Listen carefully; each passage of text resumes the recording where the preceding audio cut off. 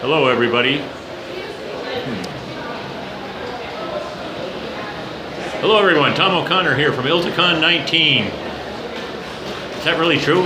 It's only been 19? That's only from ILTA. What about V-Slug? Weren't there like 10 V-Slugs? Never mind. I digress. I'm here with Toby Brown, the Practice Management Officer.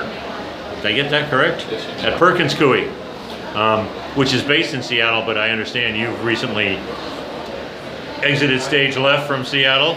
Did I hear you say it was too cold there? Didn't you used to live in Salt Lake? That's why I don't live north anymore. It's too cold there. So I live in Houston, but my office technically is in Seattle. Right, gotcha. Well, that could be worse, having to travel back to Seattle to visit on a regular basis. It's beautiful. Yeah, oh yeah. Yeah. It's a part of the year I do miss up there. Is really. These 2 weeks. No, July through football season. July 5th through Labor Day. I go through early October and the first couple of football games on Lake Washington, and it's beautiful. It's beautiful. And then I start training for like 4 months in a row. Yeah. So Toby, enough about us. So first of all, what brings you here to ILTA? What are you doing at ILTACon? What are you looking for? What are you hoping to see? A couple things. I like to do a refresh on pricing technology every so often. So kind of doing a sweep, and there's actually a lot more technology than there used to be. There used to be like 1 or 2 options, and now there's quite a few. So okay, going and seeing the demos, talking to the people involved with those products. So doing, I'll call it a pricing technology sweep. So right. That's number one. Yeah. Number two, I'm the president of the board of something called SALI, and SALI is Standards Advancement in the Legal Industry, and we created a standards body for the legal industry. And there's a reason to have an independent, objective standards body instead of having one group or another try to drive standards. But we tend to hold our meetings around events like this, Legal Week, the P3 conference, stuff like that. So we have our sort of public meeting Wednesday. And so we'll give an update on where the standard is. We'll be making an announcement about one of our reference implementations. Okay. So for those, if you go to sali.org, you can see everything there. But basically, we're starting off setting standards for types of work, matter types. So, because everyone's always like, oh, the task codes are going to tell us how to price things. I'm like, no, they're not designed for that. Let's actually start, instead of in the weeds, start at the top and say, what actually is the work? Come up with a common set of codes, common set of descriptions. Nice. And we have basically what it's called revision 2 of our draft standard that we released at P3. We'll be talking about that. And it's actually, at this point, a very robust standard. So I recommend people check it out.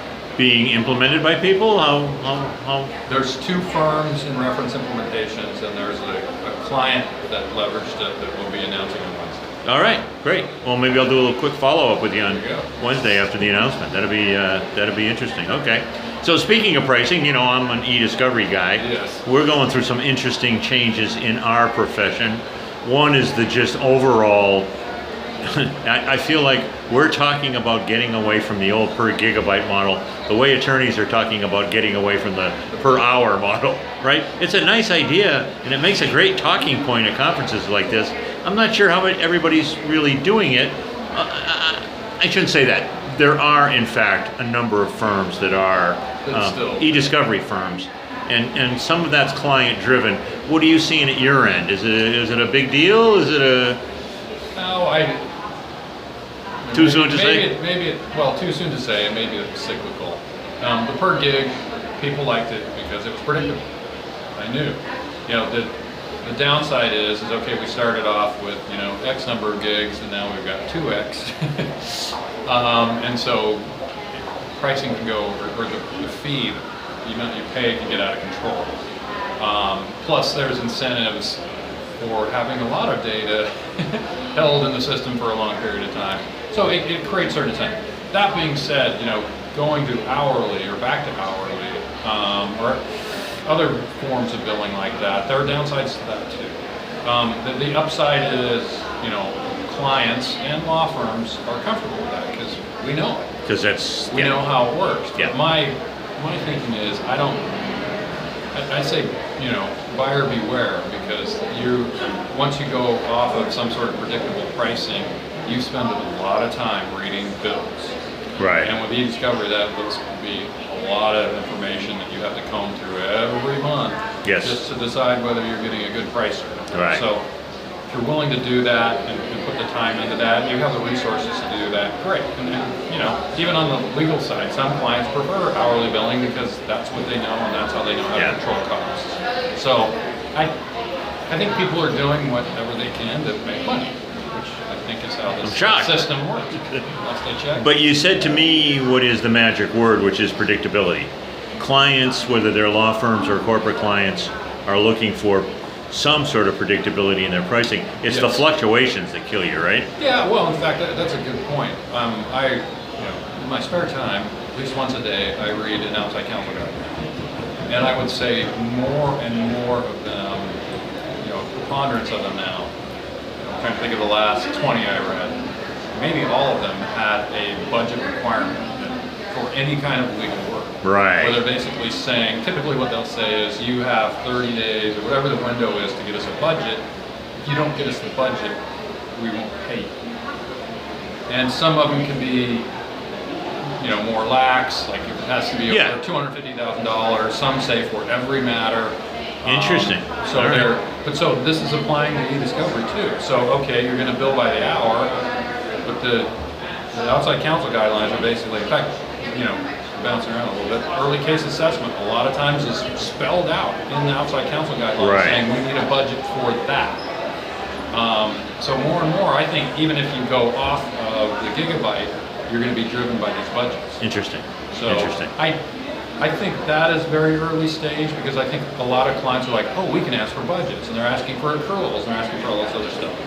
They don't know how to do that. I mean, they don't know how to properly scope and build budgets. Right. So they're just saying, oh, we'll make the law firms do it. I'm like, well, you actually have to participate. So I think it's going to be a while before that becomes entrenched, but I'm seeing it.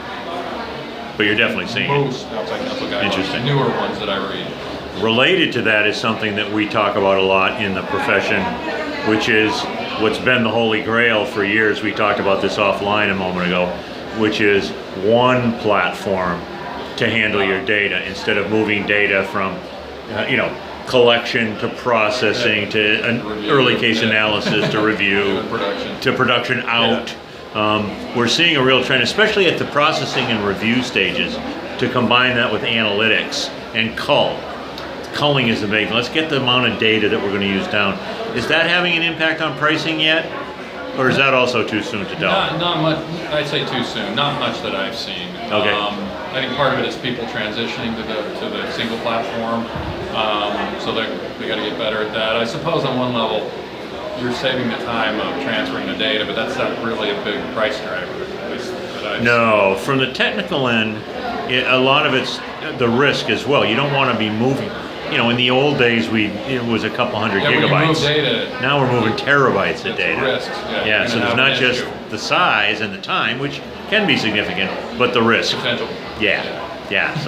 So, but for now, I mean, those processes all still occur, and that's where your big costs are. So in pricing, but maybe single platform, could end up streamlining some of those. Okay. And last but not least, you're speaking? Here, yes? Where are you speaking? I'm on Thursday morning, and somebody asked me this earlier. They said, what are you talking about? And I said, I don't know, but it always ends up being the same topic, and it's how to make more money. So. How to make more money, there you go. Thursday morning. We're talking about law firm business models and how they're starting to shift. Like we're talking about fixed fee pricing. Of course it's obvious, if you have a fixed fee price, now all of a sudden we're motivated to cut our cost of delivering the service, but we're also starting to employ different types of timekeepers and big thing. In fact, I just saw this, Davis Wright has it, I think they announced it relatively recently, it's called DWT Surge, which they're creating a pool of contract lawyers that they can draw from when work surges. Right. So you're seeing stuff like that, and that changes the business model, because it's no longer just revenue and cost of hours. It starts to change the model. Right. So we'll be talking about a number of those things. Cool. All right.